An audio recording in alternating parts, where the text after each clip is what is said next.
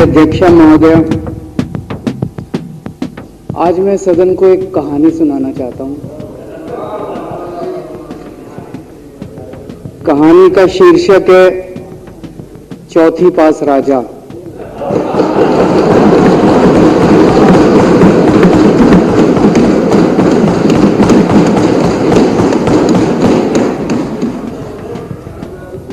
आपने बचपन में राजा रानी की बहुत कहानियां सुनी होंगी।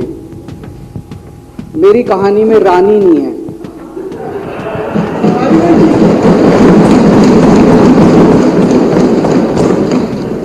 बस राजा है। ये कैसे राजा की कहानी है अध्यक्ष महोदय, जो अनपढ़ था, चौथी पास था,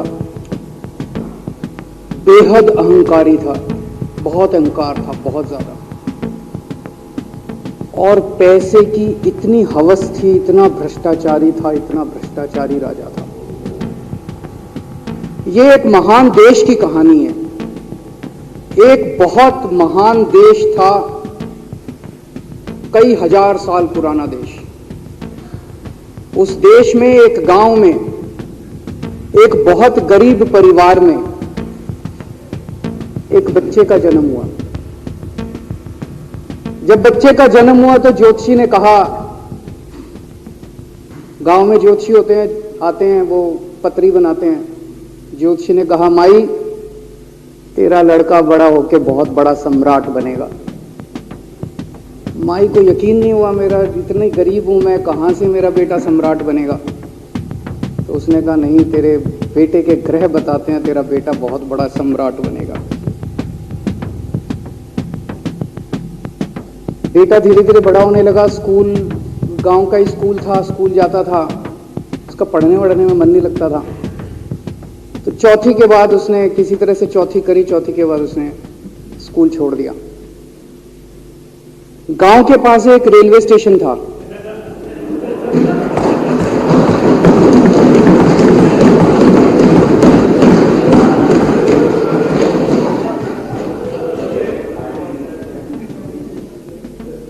तो घर का खर्चा चलाने के लिए वो लड़का वहां स्टेशन पे चाय बेचता था। लड़के को भाषण देने का बड़ा शौक था। सारे गांव के लड़कों को इकट्ठा कर लेता, आसपास के गांव के भी इकट्ठा कर लेता, सामने वो खाट डाल लेता, उस पर चढ़ जाता और भाषण देता। धीरे धीरे आसपास के गांव के लड़के भी इकट्ठे हो गए। जिस भी चीज में भाषण देता, एक बार शुरू हो जाता तो बंद ही नहीं होता। अब ज्योतिषी ने कहा था, लड़का बड़ा हुआ, बड़ा होके एक दिन उस महान देश का वो राजा बन गया। पूरे देश में उसका नाम हो गया चौथी पास राजा। लोग उसको चौथी पास राजा कहते थे। अब उसे आता जाता कुछ था नहीं, पढ़ा लिखा था नहीं। अफसर आते, कुछ अंग्रेजी में चपर चपर करते, उसको समझ नहीं आता। अफसर जो मर्जी उससे साइन करा के ले जाते, जो मर्जी उससे साइन करा के ले जाते। अब वो कुछ पूछे अफसरों से तो उसे भी शर्म आती थी कि मैं पूछूंगा तो उनको लगेगा अनपढ़ आदमी है, पता चल जाएगा। तो उसके भी दिल में ये रहता था, यार मैं पूछूं ना पूछूं। पता नहीं किस किस चीज पे उसने चौथी पास राजा ने साइन कर दिए।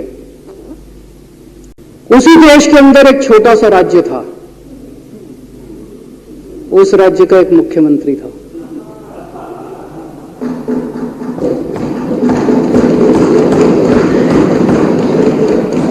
उनके चेहरे पे भी स्माइल आ गई। उनके चेहरे पे भी उम्मीद की किरण छा गई। वो मुख्यमंत्री अपने लोगों का खूब ख्याल रखता था। वो मुख्यमंत्री कट्टर ईमानदार था। वो मुख्यमंत्री कट्टर देशभक्त था।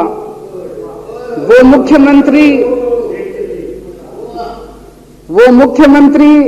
पढ़ा लिखा था।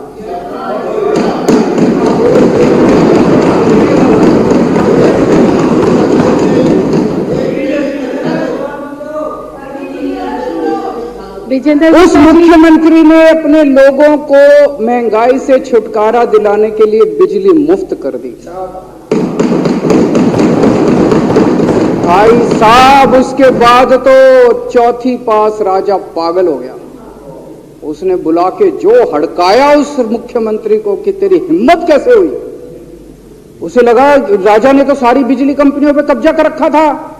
उसे लगा अगर ये बिजली मुफ्त करने लग गया तो बाकी देश में तो मेरा बेड़ा गर्क, मेरी बिजली कंपनियां लुट जाएंगी, ऐसे कैसे चलेगा।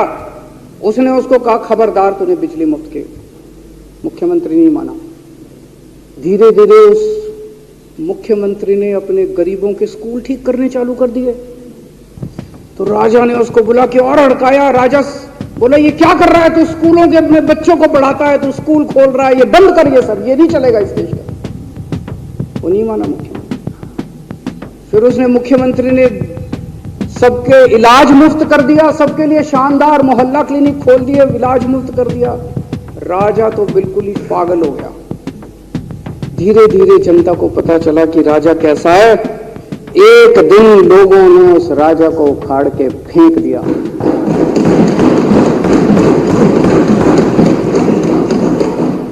और लोगों ने एक किसी ईमानदार और देशभक्त आदमी को वहां बिठा दिया और उनकी सरकार आ गई। और उसके बाद देश से महंगाई खत्म हुई और देश रात दूनी चौगुनी तरक्की करने लगा। तो जैसे हम बचपन में सुना करते थे moral of the story, Hindi में क्या कहते, मॉरल ऑफ द स्टोरी का मतलब भाई इस कहानी में क्या प्रेरणा मिलती है। इस कहानी से, इस कहानी से ये प्रेरणा मिलती है कि अगर आपके देश में महंगाई है, आपके देश में समस्याएं हैं, आपके देश में सब कुछ गड़बड़ चल रहा है, तो सबसे पहले जांच परख के देखो आपका राजा अनपढ़ तो नहीं है। अगर आपके देश में सब गड़बड़ चल रहा है, बेरोजगारी है, बहुत सारी समस्याएं हैं, जरा देखो राजा, आपके राजा को कोई दोस्त तो नहीं है। अगर है तो सबसे पहले अपने राजा को उखाड़ के फेंको, नहीं तो आपकी समस्याओं का कोई समाधान नहीं होगा। आपकी समस्याओं का कोई समाधान नहीं होगा। वो पढ़ा करते थे अंधेर नगरी चौपट राजा, सवा शेर बाजी सवा शेर खाजा। बहुत बहुत